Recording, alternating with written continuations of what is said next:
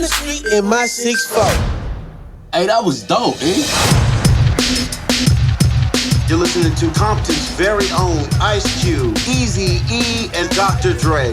I gotta tell you, you are witnessing history. Alright, parte de la gran historia musical del hip hop y del rap de los Estados Unidos, N.W.A. Obviamente, y no tienes que hablar de Dr. Dre, Ice Cube y las personas responsables de este gran movimiento. The ones responsible for starting great hip hop, rap movement. And now we get to see the whole backside of the story. It's kind of like a documentary, I'd say. Como un documental. Is that a right word or no? A movie-mentary. A movie-mentary. That's what it is. I like that. It's a feature film, but it's great because it taps into authentic history. Mm-hmm. And, we've been waiting over 10 years to bring this to the big screen. And we're so proud of it. It'll be out August 14th. We're ready to go. El 14 de agosto, Straight Outta Compton, se estrena la nueva película con Ice Cube, que acaba de escuchar acá, con su hijo también, O'Shea. We got it right? Yeah. O'Shea. That's me. This is very cool, and a lot of people are really into this whole idea, and it's really cool that O'Shea, your son, is playing you. Yes. Yeah, I mean, how'd that happen? Well, we put him through a lot of work. We didn't just give it to him. And, he did a great job. I thought he was the best man for the job. He looks like me. He definitely can rap. And, now he's a very good actor. So, it was only right. Right. O'Shea, is this something that you've always wanted to do, act? I've always thought about, getting into the entertainment industry and things like that. When my father presented the movie to me, it's a big role, it's a lot of pressure, but huge role. Yeah, it's my family's legacy, so I had to push all that out of the way and just kind of push myself. I worked for 2 years with different acting coaches, 2 years of auditioning, coming in, callbacks, mm-hmm. and Universal finally picked the right man for the job, though. Excellent.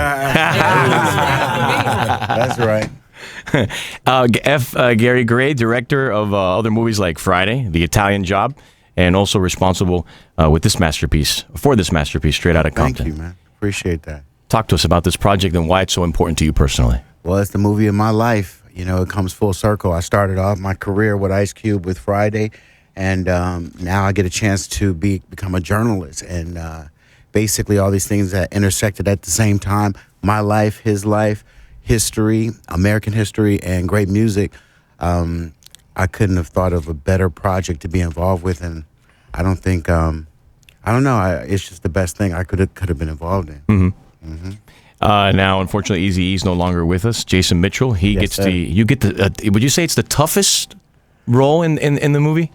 Or one of with great responsibility, obviously, because you're telling a story of someone that's no longer with us. Absolutely. I don't know if it's the toughest role, but it's definitely, it's up there. A great responsibility. It's also a great honor, to be playing the icon, because, he is no longer here with us. But, I had to make sure I did the proper homework, the proper preparation, and just make sure I knocked it out the park, and with help of these guys, Gary Gray, Ice Cube, Dr. Dre, they were always in my corner, just, making sure I take the right steps. And from what I'm hearing, it's looking like it might be, a world-class performance. That's so, right. Don't doubt that. Don't doubt that. That's what I say. World-class. I say Oscar.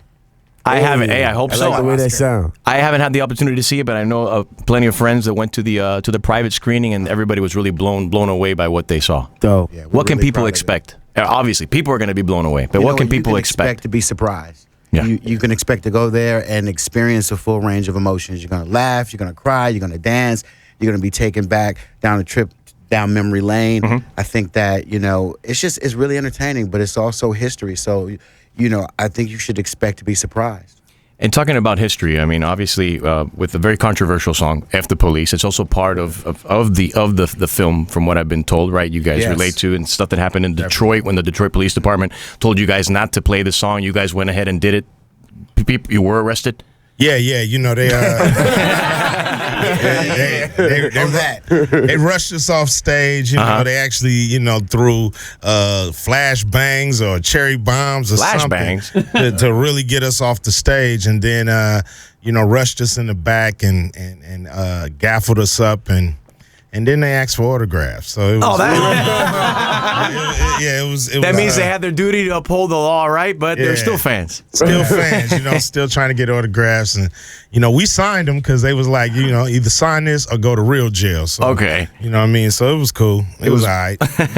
Well, I mean, people relate to it in South Florida as well, and I kind of, I don't know if there's a comparison or if you see it, a cube, but Uncle Luke and the Two Live Crew. Oh, yeah. They went through something very similar, and they came out with Ban in the USA, when then Broward County Sheriff Nick Navarro told them that they could not, when they performed, they couldn't be cursing in public, and he took it to the Supreme Court. Yeah, man. Luke was a big champion for freedom of speech.